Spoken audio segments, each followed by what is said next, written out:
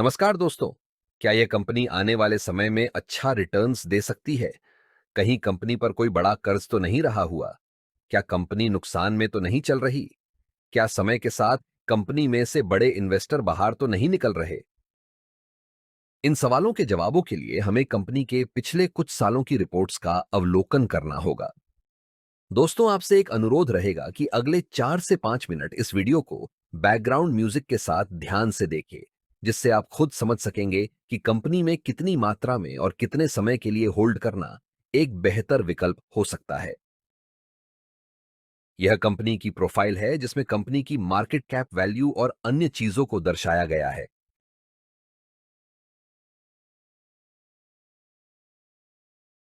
Company के stock की value में होने वाले बदलाव को ग्राफ के माध्यम से देख सकते हैं और इससे अंदाजा लगाया जा सकता है कि कंपनी के स्टॉक वैल्यू में कितना फेरफार हुआ है।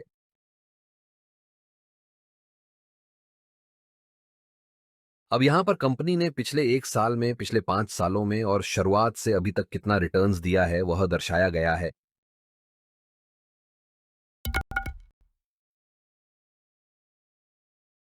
दोस्तों, अब हम कंपनी की फाइनेंशियल रिपोर्ट को देख लेते हैं कि कंपनी कितना रेवेन्यू और प्रॉफिट बना पा रही है। क्योंकि कंपनी को आगे बढ़ने के लिए अच्छा प्रॉफिट बनाना भी जरूरी होता है, तो नीचे की रिपोर्ट पर ध्यान दे।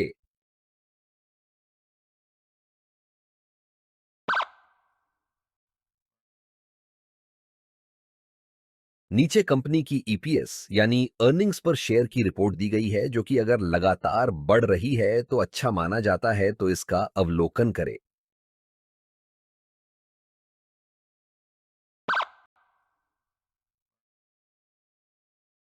नीचे कंपनी की डीपीएस यानी डिविडेंड पे आउट रेशियो को दर्शाया गया है।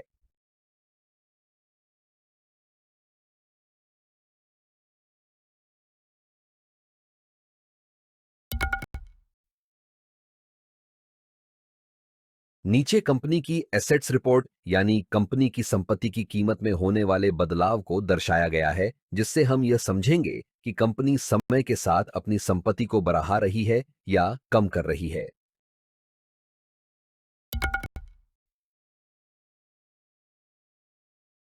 नीचे कंपनी की कैपिटल एक्सपेंडिचर्स की रिपोर्ट को दर्शाया गया है, जो अगर समय के साथ बढ़ता है तो यह कंपनी की ग्रोथ के लिए अच्छा माना जाता है।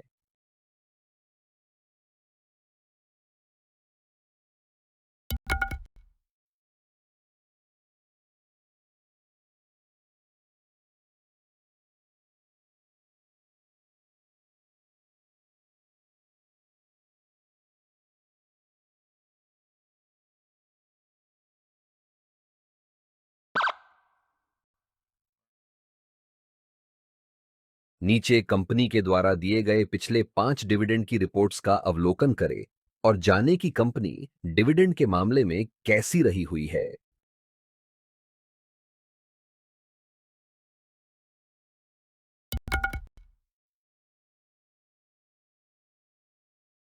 अब हम कंपनी पर रहे हुए उधार या कर्ज को देखेंगे, जो कि नीचे दर्शाया गया है।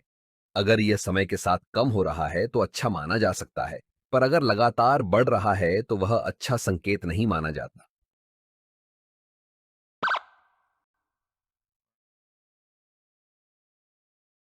नीचे कंपनी के पास रहे हुए स्टॉक की मात्रा को देखा जा सकते हैं और उसके साथ साथ यह भी देखना जरूरी है कि कहीं कंपनी ने अपने स्टॉक को गिरवी तो नहीं रखा हुआ।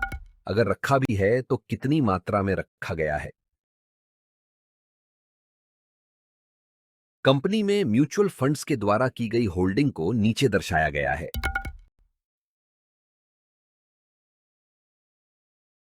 कंपनी में अदर डोमेस्टिक इंस्टीट्यूशंस के द्वारा की गई होल्डिंग को नीचे दर्शाया गया है। कंपनी में फॉरेन इंस्टीट्यूशंस के द्वारा की गई होल्डिंग को नीचे दर्शाया गया है।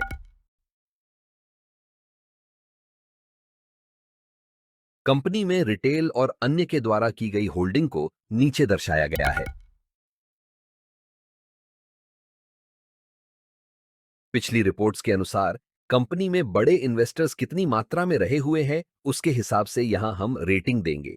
क्योंकि अगर कंपनी में ज्यादा मात्रा में बड़े इन्वेस्टर्स रहे हुए हैं तो वह एक अच्छा संकेत माना जाता है, और अगर न के बराबर ही रहे हुए हैं तो वह एक अच्छा संकेत नहीं माना जाता। यह कंपनी के टॉप कॉम्पिटिटर्स को दर्शाया गया है।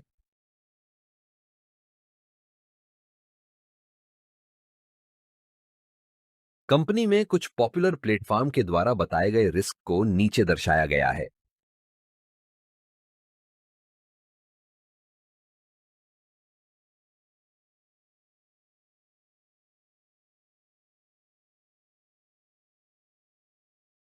ऊपर की सभी रिपोर्ट्स का अवलोकन करने के बाद 5 स्टार में से दी गई रेटिंग को नीचे दर्शाया है, जो आपको कुछ निर्णय लेने में मदरूप हो सकते हैं। तो आपको इस कंपनी के स्टॉक के बारे में क्या कहना है? हमें कमेंट जरूर करें।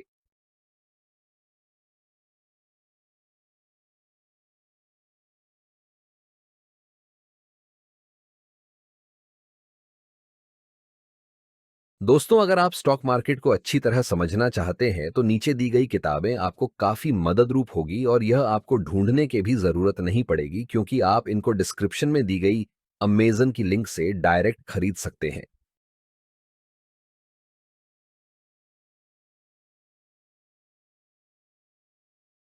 कंपनी में निवेश करने के कुछ ऐसे कारण जो कंपनी के स्टॉक की वैल्यू को तेजी से ऊपर ले जाने में मददरूप हो सकते हैं।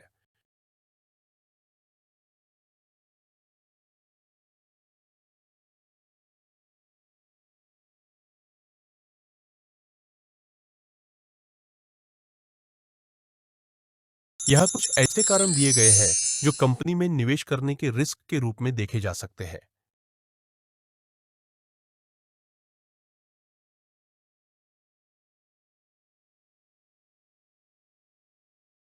दोस्तों, स्टॉक से जुड़ी नई जानकारी के लिए चैनल को सब्सक्राइब करें और आप कौन से स्टॉक पर वीडियो देखना चाहते हैं, हमें कमेंट करें।